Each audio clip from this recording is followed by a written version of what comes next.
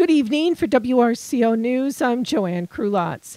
A Richland County resident was arrested for possession of child pornography this morning. The Richland County Sheriff's Office was assigned a cyber tip as an affiliated member of the Wisconsin Internet Crimes Against Children Task Force for the reported possession. This morning around 8:45, deputies completed a search warrant as a result. Deputies took into custody Scott Warren File, 28, of Sextonville, for 10 counts of possession of child pornography and 1 count of felony bail jumping. Scott File currently has a diversion agreement through Richland County for similar reported acts in 2021. The Richland County Sheriff's Office was assisted in this investigation by Wisconsin ICAC Task Force, Wisconsin Department of Criminal Investigation, Digital Evidence Unit, Richland Center Police Department, and Lone Rock EMS. During Tuesday night's meeting, the Baraboo City Council discussed closing the city pool, cuts to the city's shared ride taxi service, as well as increased event permit fees and parking fines, among other cost-saving measures. Mayor Rob Nelson said the council will have to make some tough cost-cutting decisions in the coming weeks.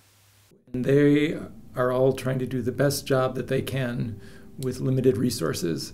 Nobody wants to impose cuts that are going to be hurtful to portions of our population.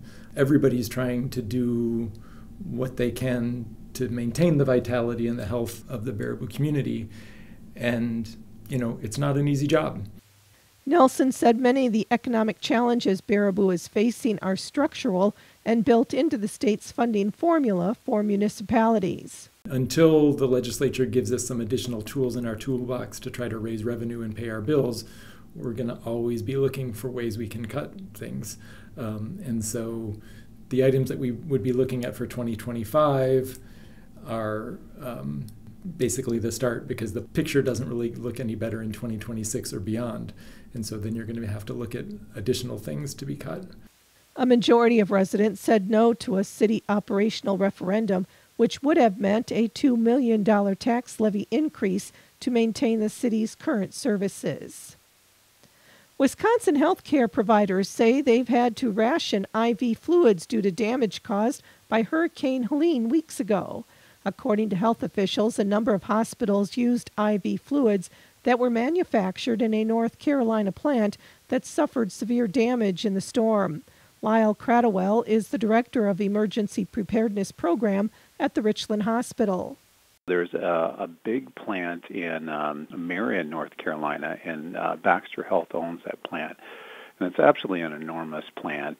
So that plant in particular produces 1.5 million bags of IV solutions per day. And Baxter itself accounts for about 60% of the IV fluids produced in the United States. So when Hurricane Helene came through, the storm surge really affected that plant in particular. And we looked at images of the plant itself, and you can see just mud and debris, and their loading docks underwater. They also have a river that runs by this particular plant. And there's one bridge that was used to get trucks in and out of that site. And of course, that bridge was washed out. So, obviously, that's a huge shortage for the nation when we lose that kind of volume of IV solutions in short order. IV solutions are used for a number of reasons. Cradwell says he believes every hospital across the country has been affected. Without reliable access to the IV fluids, hospitals have started to manage their supplies more closely and in some cases consider whether a patient really does need IV fluids. What we did when we heard of this impending shortage coming is we stood up what we call our hospital incident command structure. And really what that is, it's just a way to kind of communicate across the organization and start to deal with the situation at hand. So we brought a group of leaders together, so everything from physician leaders throughout the different departments in the hospital, nurse directors, our pharmacy director, Dave Kepler, was heavily involved. But we just started to talk about, what conservation measures we had to put in place. And so we use these conservation measures to kind of give us a little bit more time so that the plant could get back up and running again. So the other things that we had done, we looked at those conservation measures and how effective they were. So we wanted to be able to track our inventory and our usage of those IV fluids throughout the organization too. So, you probably heard in the news, larger facilities, some in Minneapolis, for example, started to cancel what they call elective procedures. And we were able to kind of get away without doing that. We made some modifications in our surgery department to just lessen the amount of fluid that we're giving to folks. We also talked a lot about patients that could take oral intake, so they could drink by themselves, to use oral hydration as kind of a primary method instead of IV hydration. So far, hospital systems have managed to keep up with patient needs with less supply, and patients have not been adversely affected. Lyle Cradwell said the Richland Hospital is always planning ahead to mitigate situations that may arise. 62 units of blood were collected at the Muscadet Community Blood Drive yesterday, including 11 double red cell donations. Registration volunteers were Jackie Schmadick, Asher Frazier, and Kate Frazier. Charlene, Janice, Marcia, Sandra, and Asher served refreshments and provided homemade baked goods. The next Muscadet Community Blood Drive is Tuesday, January 14th from 11:30 to 5:30. The November Kickapoo Food Pantry will be open as usual this Saturday from 9 to 11 and Monday from 4 to 6. Holiday food boxes will be given out. Please note, however, that due to the holidays, December dates for the pantry have been changed to Saturday, December 14th and Monday, December 16th. Sign up inside the Viola Municipal Building and volunteers will load your vehicle. A Christmas-time tradition returns to Wisconsin. The Canadian Pacific Railroad's holiday train raises awareness and funds to combat hunger. Its travel will begin in Sturtevant in Caledonia on December 7th. From there, 5 stops happen between Wauwatosa and Columbus on the 8th, and the statewide route concludes with 6 more stops between Portage and La Crosse on the 9th. Get more information from the homepage at cpkcr.com. The U.S. Postal Service has announced its recommended mailing and shipping dates for holiday mail and packages.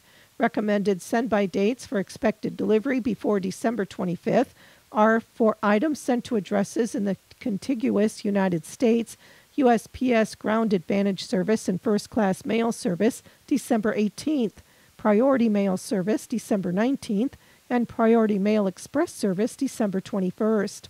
For items sent to addresses in Alaska and Hawaii, USPS Ground Advantage Service is December 16th, First Class Mail Service, December 18th, Priority Mail Service, December 19th, and Priority Mail Express Service, December 20th. For customers sending packages internationally or to military addresses, USPS suggests checking the complete list of recommended holiday mailing and shipping dates at usps.com/holiday shipping dates. For tips on preparing shipments, including packaging guidelines, ordering free shipping supplies, and information on local post office location hours, visit usps.com. The Wisconsin Department of Agriculture, Trade and Consumer Protection invites Wisconsin farmers and cooperating entities to apply for commercial nitrogen optimization pilot program research grants through January 17th. These grants aim to enhance the understanding of and refine new methods that optimize commercial nitrogen applied to agricultural fields. Eligible applicants must be an agricultural producer or be working with one or more agricultural producers, agree to collaborate with the universities of Wisconsin on their project, and voluntarily conduct commercial nitrogen optimization field studies for a minimum of 2 years. Pre-approval of the research design must be obtained from UW by December 20th and is required for submitting the final grant application. The grant application, request for proposals, and other application materials are now available on DATCAP's website. Today's winner in the Ithaca Football Boosters calendar raffle is Jesse Stelner.